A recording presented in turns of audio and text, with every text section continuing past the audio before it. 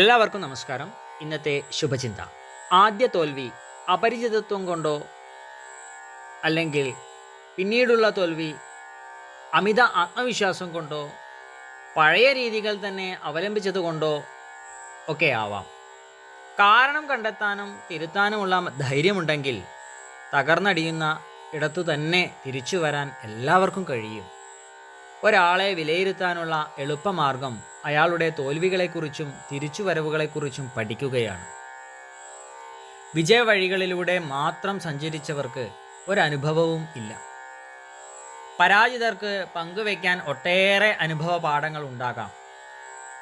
എല്ലാറ്റിലും വിജയക്കൊടി പാറിച്ചവർ ഒരിക്കൽ അടിതെറ്റിയാൽ അഗാധ ഗർത്തത്തിലാകും പതിക്കുക.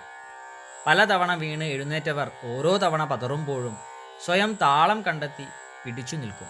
എല്ലാവർക്കും നന്മകൾ ഉണ്ടാകട്ടെ. എല്ലാവർക്കും ജീവിത വിജയം ഉണ്ടാകട്ടെ. നന്ദി, നമസ്കാരം.